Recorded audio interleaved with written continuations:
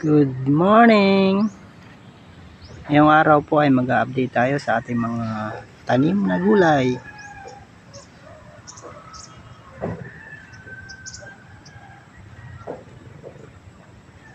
Puntahan po muna natin ang ating mga pananim sa tabing ilog. Ang ating mga tanim na gabi, kangkong at talbos ng kamote. Ito na po yung ating mga talbos ng kamote, gumagapang na dito sa dulo.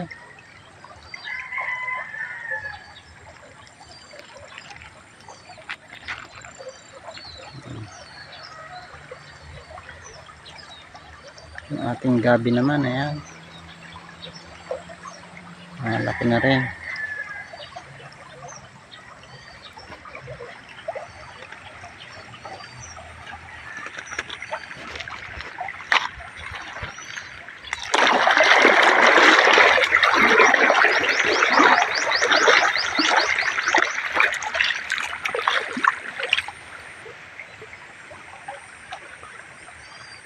Yan ang ating mga gabi sa panabi.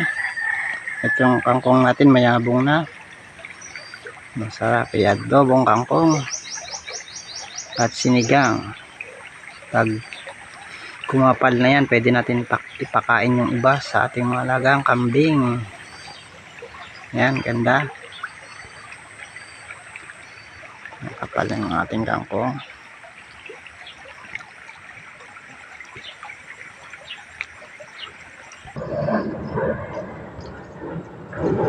Ito na po yung sa ating palayan. Yung karamihan po niyan ay maliliit pa yung ating spinach. Yan, kala mo mga damo lang na bagong tubo.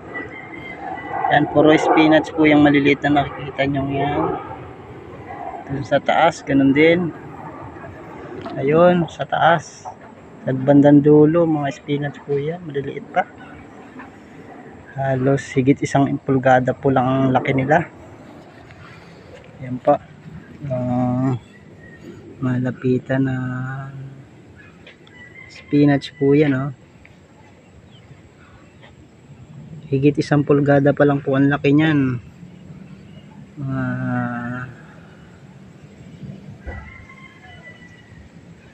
2 to 3 weeks malaki na rin po yan. Yan, ganyan sila. Kailangan po makapal ang sabog natin para lumaki sila ng sabay-sabay at hindi lalaki ng husto yung kanilang dahon. Pag madalang po kasi yan, masyadong malalapad yung dahon. Hindi maganda sa palengke yung sobrang lapad. Gusto sa palengke yung katamtaman lang ang dahon. Yan. Medyo nahuli po tayo ngayon kasi ang panahon po ay maulan noong January. Halos maulan pa, kaya yan, February na, hindi pa masyadong umaani. At dito naman tayo sa bandang baba, yung mga nauna natin ay may mapipitasan na ngayong linggo na to. Para sipatin natin ang husto. Malapitan. Yan.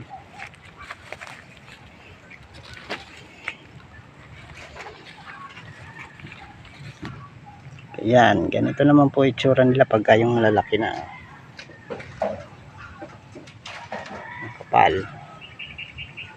May lugar na mga nabansot yun.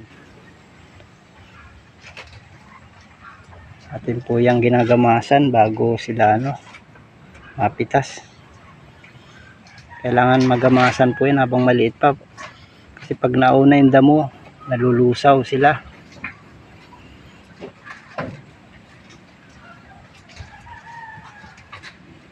Yan lang po yun ating nagagawa rin sa ating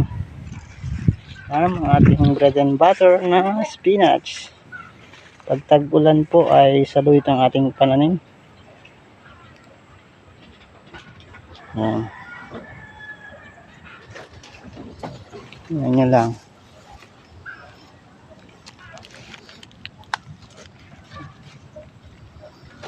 Ito po ay ating ginagamasan bago sila mga pitas.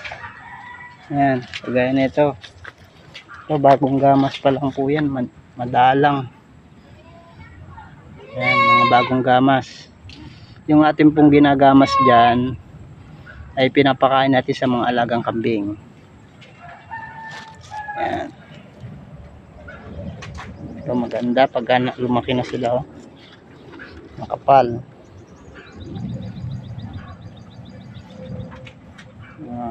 Araw ng Sabado, pwede na itong pitasin. Hindi pa nga lang karamihan. Pero kung sumabay na yun nandun sa taas, yan, marami na yan.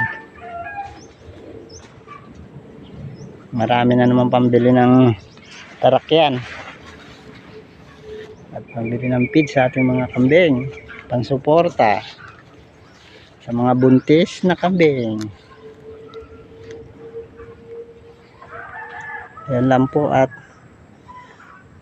ito lang po yung sineshare ko sa araw na to sa ating taniman. Maraming salamat po sa inyong panonood.